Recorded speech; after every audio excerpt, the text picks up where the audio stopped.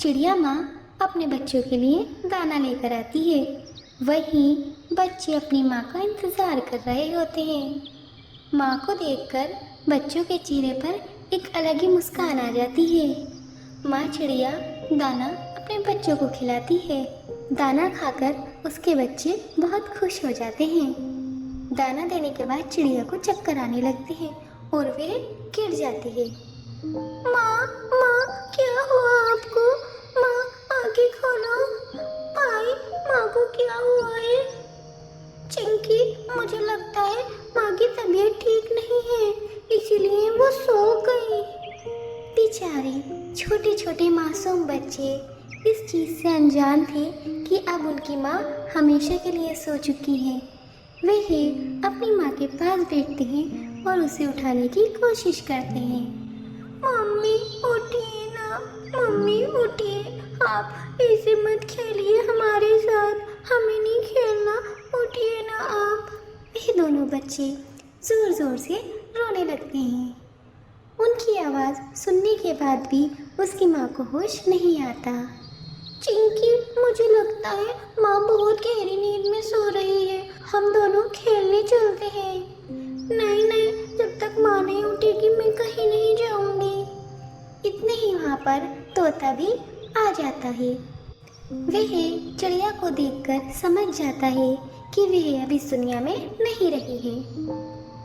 तोते अंकल, हमारी मम्मी सो रही है, जब वो उठ जाएंगी तब वो आपसे उठकर बात करेंगी, अभी वो आराम कर रही है। मासूम बच्चों की बातें सुनकर तोते का दिल पिघल जाता है। वह उन्हें सच्चाई नहीं बताता। हाँ बेटा, अभी जब तुम्हारी मम्मी को होश आ जाएगा तब हम लोग बातें करेंगे। आओ, मैं तुम्हें आंटी के पास लेकर चलता हूँ। तोता उन्हें कुछ नहीं बताता और उन्हें दूसरी चिड़िया के पास ले जाने लगता है। अरे तोते भाई, आप क्यों लाए हैं इन्हें मेरे लिए? मैं सच बताती हूँ, मैं इन्हें नहीं रखूँगी। तुम कैसी बातें कर रही हो? ये छोटे से मासूम बच्चे हैं, इनकी माँ भी इस दुनिया में नहीं रही है। इन्हें पता चलेगा तो इन पर क्या असर पड़ेगा? कुछ भी असर पड़े मुझे क्या फ़र्क पड़ता है, मेरे खुद के 2 बच्चे हैं, मैं इन्हें कहाँ से रखूँगी? मैं सच कहती हूँ, मैं नहीं रखूँगी। तोता उन बच्चों को उस चिड़िया के पास छोड़कर चला जाता है। देखो, मैं तुम दोनों को साफ बता देती हूँ, मैं तुम्हें नहीं रखूँगी। ये तोता भी ना मेरे सर पर मंड के चला गया है इन्हें। ओफो, मेरे खुद के 2 बच्चे हैं, अब इनको भी मैं ही पालूँ। आंटी आप गुस्सा मत कीजिए, हमारी मम्मी सो रही है, जब वो उठ जाएंगी तो वो हमें लेने आ जाएंगी। हाँ, तुम्हारी मम्मी सो नहीं रही है, वो हमेशा के लिए सो गई है, वो मर चुकी है, अब वो कभी नहीं आएगी। ये कहकर चिड़िया अपने घोंसले में चली जाती है। दोनों बच्चे उदास बैठे होते हैं और वे चिड़िया की बात सोच रहे होते हैं। क्या उनकी मम्मी सच में कभी नहीं आएगी? वे दोनों रोते रहते हैं। चिंटू भैया, मुझे भूख लगी है। चिंकी, मैं आंटी से कुछ लेकर आता हूँ। आंटी, मेरी बहन को भूख लगी है, आप कुछ खाने के लिए दे दीजिए। होटल नहीं है, ये घर है, कोई खाना वाना नहीं है यहाँ पर, और अगर खाना खाना है तो खुद जा कर के दाना ढूंढो। आंटी, दाना तो रखा है, वो रहा, आप थोड़ा सा दाना दे दीजिए, हम लोग यही खा लेंगे। तुमसे कहा ना कोई दाना नहीं है, मेरे बच्चों के लिए है वो, और अगर तुम्हें दाना खाना है तो जाओ यहाँ से और ढूंढो और खा लो। ये कहकर वह उन दोनों को निकाल देती है। बेचारे मासूम बच्चे वह दाना कहाँ ढूंढते? पेड़ के नीचे थोड़ा बहुत दाना पड़ा होता है, वह दोनों वही खाकर सब्र कर लेते हैं। सुनो, अगर तुम्हें रहना है ना तो मेरे घोंसले में मत आना, पेड़ के नीचे रहो या शाखा पर बैठो, लेकिन मेरे घोंसले में मत आना, समझ गए ना? बेचारे चिड़िया के बच्चे कुछ नहीं कहते। अब धीरे धीरे समय भी बीतने लगता है। चिड़िया के बच्चे अब बड़े होने लगते हैं, उनके नए नए पंख आने लगते हैं और वह शिकारी पंछियों से भी खुद को बचाना सीख जाते हैं। एक दिन चिड़िया के बच्चे शाखा पर बैठे होते हैं। वहीं दूसरी चिड़िया दाना लेने के लिए अपने बच्चों को घोंसले में छोड़कर चली जाती है। वे दोनों बच्चे उन दोनों बच्चों को देखते हैं और उनकी रखवाली करने लगते हैं। अचानक से एक सांप पेड़ के ऊपर रेंगता हुआ आ जाता है। जैसे ही बच्चे उसे देखते हैं, चिंटू सांप के पास जाता है और उसे चोंच से मारने लगता है। तभी चिंकी भी वहाँ पर आ जाती है और दोनों सांप पर हमला कर देते हैं ताकि वे चिड़िया के बच्चों को ना काटे। सांप जख्मी हो जाता है और वहाँ से भाग जाता है। सांप से हुई लड़ाई में उन दोनों की चोंच पर भी खून लग जाता है। जब चिड़िया वापस आती है तो वह उनकी चोंच पर खून लगा हुआ देखती है और कहती है, कमबख्तो, तुमने मेरे बच्चे को खा लिया। मैंने तुम्हें यहाँ शाखा पे रहने दिया, अपने पेड़ पे रहने दिया, और तुमने मेरी ही पीठ पे छुरा घोंपा। अब मैं तुम्हें नहीं छोड़ूंगी। आंटी, हमारी बात तो सुनिए। हमने आपके बच्चों को, बस कुछ कहने की ज़रूरत नहीं है, मैं सच बोलती हूँ, अब मैं तुम्हें नहीं छोड़ूंगी। ये कहकर वह उनके चोंच मारने लगती है। तभी वहाँ पर तोता आ जाता है। ए मूर्ख चिड़िया, पहले तू सच तो जान ले, तब इन दोनों मासूम बच्चों को मारना। यहाँ पर एक सांप आया था, इन दोनों ने उस सांप को भगा दिया ताकि तेरे बच्चों को वो सांप काट ना ले, और तू इन्हें ही मार रही है। देख, वो रहे तेरे बच्चे और वे पूरी तरह सुरक्षित हैं। मुझे माफ़ कर दो, मुझे नहीं पता था कि तुमने मेरे ही बच्चों को बचाया है और मैं तुम्हें ही राक्षस समझ रही थी। शायद मैं तो माफ़ी की काबिल भी नहीं हूँ। कोई बात नहीं आंटी, हम आपसे गुस्सा नहीं हैं। मुझे माफ़ कर दो, आज से तुम मेरे साथ मेरे ही घोंसले में रहोगे। अब तुम मेरे ही बच्चे हो और अब तुम मुझे माँ कहकर पुकारोगे। ये सुनकर वे दोनों बच्चे खुश हो जाते हैं। अब चिड़िया अपने 4 बच्चों के साथ खुशी खुशी रहने लगती है। हमें बिना सच जाने जल्दबाजी में कोई भी फैसला नहीं लेना चाहिए। एक जंगल में टोनी नाम की एक चिड़िया रहा करती थी।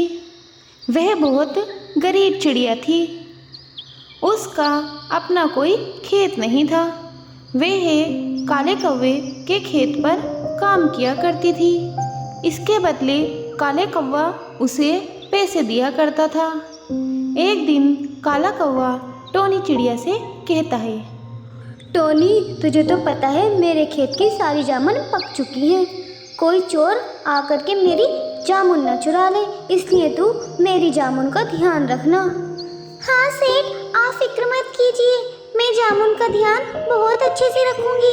एक जामुन भी किसी को ले जाने नहीं दूंगी। हाँ हाँ, मुझे तेरे पर पूरा भरोसा है। तू एक ईमानदार चिड़िया और मेहनती चिड़िया है, इसलिए तो मैंने तुझे अपने खेत में रख रखा है। ये कहने के बाद काला कौवा वहाँ से चला जाता है। टोनी चिड़िया भी अपने घर आ जाती है। अगले दिन टोनी चिड़िया अपने खेत पर वापस जाती है।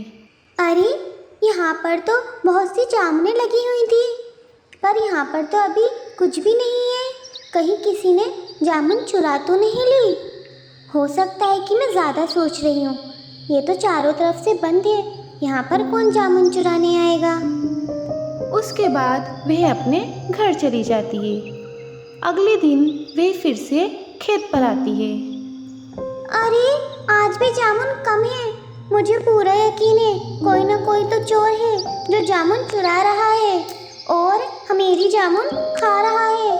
मैं एक काम करती हूँ, आज रात में घर नहीं जाती हूँ, यहीं पर पहरा देती हूँ और देखती हूँ वो कौन है जो मेरी जामुनें चुरा रहा है। ये सोचकर टोनी चिड़िया एक पेड़ के पीछे छिप जाती है और उस चोर का इंतज़ार करती है। इंतज़ार करते करते आधी रात हो जाती है, परंतु उस जामुन को चुराने कोई भी नहीं आता है। अरे, इंतज़ार करते करते आधी रात हो गई है, लेकिन यहाँ पर तो कोई भी चोर नहीं आया। लगता है मैं ज़्यादा सोच रही थी, लेकिन थोड़ी देर और बैठ जाती हूँ, इंतज़ार कर लेती हूँ, नहीं तो फिर से जामुनें कम हो जाएंगी। वह वहीं पर इंतज़ार करती रहती है। तभी वहाँ पर 2 परियां आ जाती हैं। अरे, ये तो परियां हैं, कहीं इन्होंने ही मेरी जामुन तो नहीं चुराई? आप तो परियां हैं, आप मेरी जामुन क्यों चुरा रही हैं? अगर आप ऐसे जामुन चुराएंगी तो कौवा सेठ मुझे यहाँ से निकाल देंगे और मुझे कहीं नौकरी नहीं मिलेगी। मैं अपनी बच्ची को कैसे पालूंगी? तो ये तुम्हारा खेत नहीं है प्यारी चिड़िया? नहीं, ये खेत मेरा नहीं है। मैं तो यहाँ पर बस नौकरी करती हूँ। आप ये जामुन मत लेकर जाइए, वरना सेठ मुझे नौकरी से निकाल देंगे। तो तुम एक काम करो, तुम हमें इस फल की खेती करना सिखा दो। जामुन की खेती करना सिखा दूँ मैं आपको? ओहो, तो इसे जामुन बोलते हैं। ये हमारे परिस्तान में नहीं लगता है। तुम हमें इसे उगाना सिखा दो, बदले में हम तुम्हें बहुत सारे सोने के सिक्के देंगे। क्या सच में? ठीक है। वह जामुन के बीज लेकर उन परियों के साथ चल पड़ती है।